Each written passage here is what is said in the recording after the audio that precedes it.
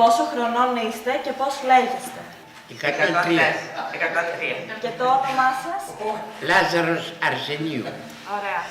Θέλω να μας πείτε αν θυμάστε κάτι από τον πόλεμο, από την κατοχή και κάποιες αναμνήσεις αν έχετε. Πώς ήταν η καθημερινότητά σας, γενικά πώς ήταν η ζωή στην κατοχή. Για την κατοχή. Ναι. Κοιτάξτε,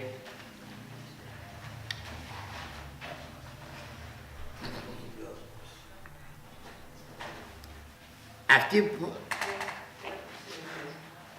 αρχικά η Θεσσαλία ήταν στην Ιταλική ζώνη και οι Ιταλοί πρώτη μέρη να είχαν να πάρουν τα τρόφιμα, τοστάρια, λάδια, τι άλλα προϊόντα είχαμε. Λοιπόν,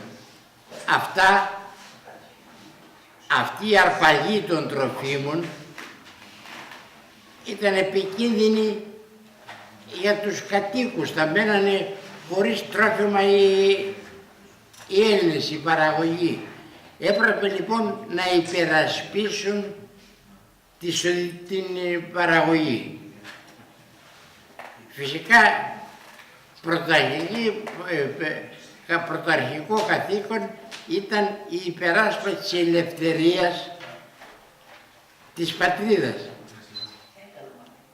Συνεπώς έπρεπε να υπερασπίσουμε μαζί με την ελευθερία και την επιβίωσή μας.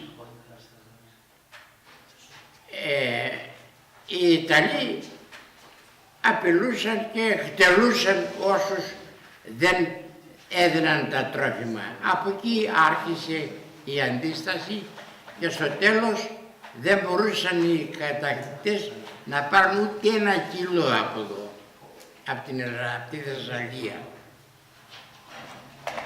Χάρη στην αντίσταση που έκανε ο λαός. Άλλο.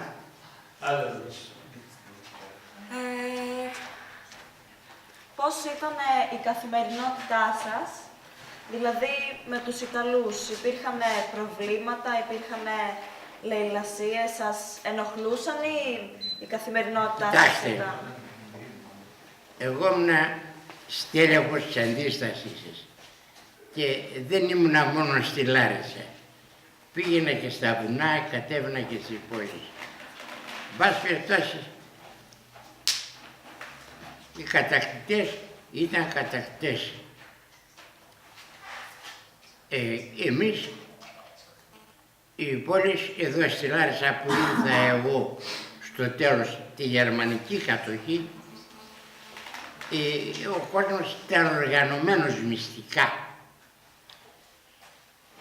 Η οργάνωση κυρίως στη Θεσσαλία ήταν του ΕΑΜ.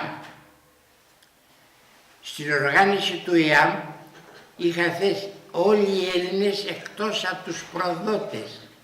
Δηλαδή, στο ΕΑΜ ήταν και δεξιοί και αριστεροί και βασιλόφρονες, ακόμα και ο παδί του δικτάτορα Μεταξά.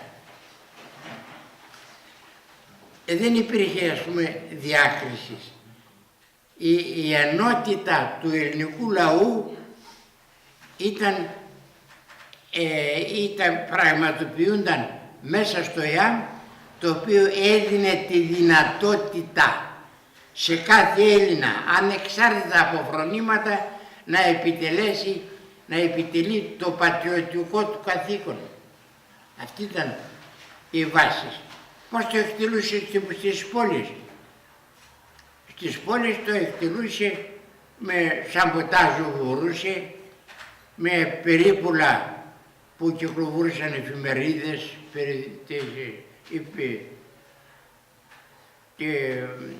με μυστικές εφημερίδες, με μυστικές επιγραφές στους τοίχους. Αυτές ήταν, ας πούμε, οι πρωταρχικές βασικές μορφές αντίστασης.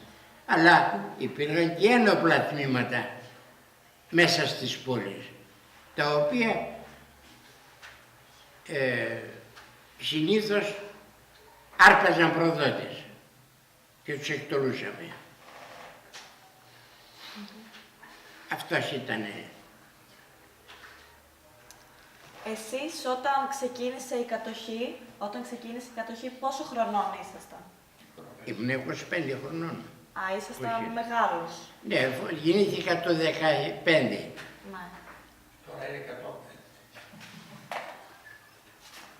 105. Νιώσατε ποτέ την πείνα εδώ πέρα που ήσασταν? Κοιτάξτε, Στην η κατοχή. Θεσσαλία δεν πείνασε. Ναι. Γιατί ήταν πλούσιος κάμπος. Στον κάμπο δεν μπορούσαν εύκολα να βγουν οι Ιταλοί. Κυριαρχούσε ο Ελλάς, ο εφεδρικός Ελλάς, και κυρίως το ιππικό. Έτσι λοιπόν η Θεσσαλία διατηρούσε τα τρόφιμα και ερχόταν οι Αθηναίοι και προμηθεύονταν από εδώ τρόφιμα. Ζούσε η Αθήνα κατά ένα μέρος, ζούσε με τρόφιμα που έπαιρνε από τη Θεσσαλία. Ήταν πλούσιος κάμπος και είναι πλούσιος ακόμα. Λοιπόν, η συναλλαγή γινόταν με ρουχισμό, δεν είχαν και λεφτά και Αθηναίοι. Και πολλοί Αθηναίοι και κυρίως γυναίκες που έρχονταν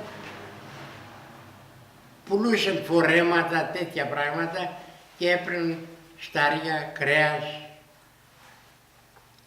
γαλακτερά. Είναι πλούσιος κάμπος και τώρα ακόμα είναι. Από εδώ μέσα που ήσασταν φυλακισμένος, Από εδώ μέσα που ήσασταν φυλακισμένος, ναι. πώς έγινε και βγήκατε, πώς ελευθερωθήκατε? Κοιτάξτε, φυλακίστηκα από τον εμφύλιο πόλεμο, Ναι. όχι στην κατοχή. Αν με πιάναν στην κατοχή θα με εκτελούσαν, διότι ήμουν σεσημασμένος ας πούμε τους Ιταλούς, με κυνηγούς προσπαθούσαν να πιάσουν στην Γαλαπάχα, έφυγα και πέρασα στην παρανομία.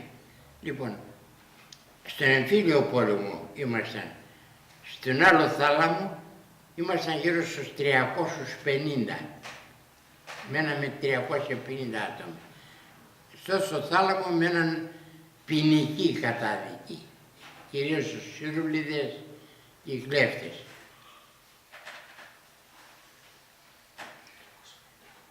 Άλλο. Δεν είχε σχέση με την κατοχή αυτό. Ναι. Παρέμεινε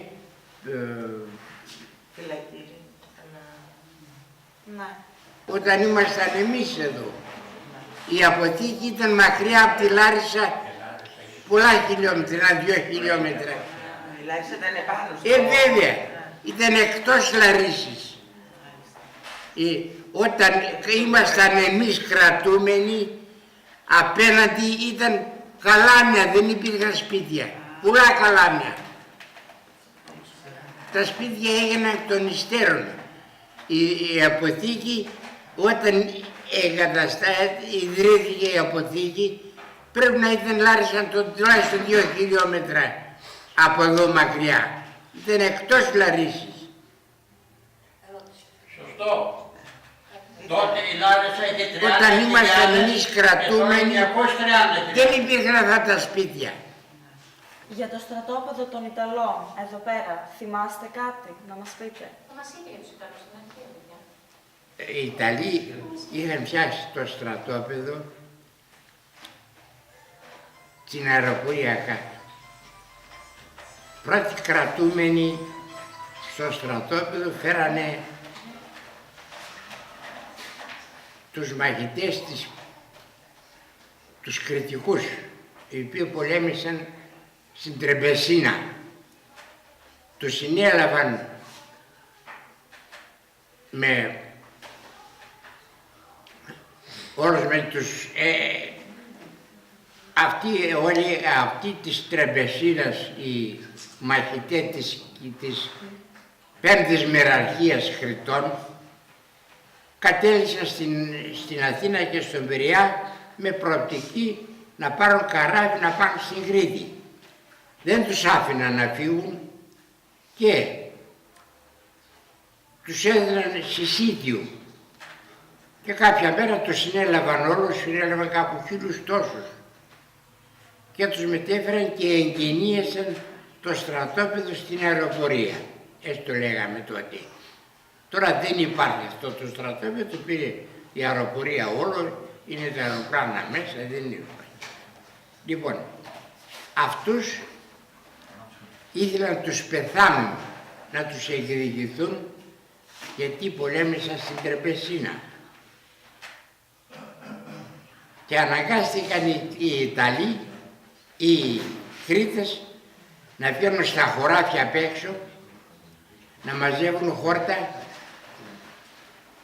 κόκαλα ανθρώπινα ή ζώων, τα στομπούσαν και με τη σκόνη φτιάνανε σούπα.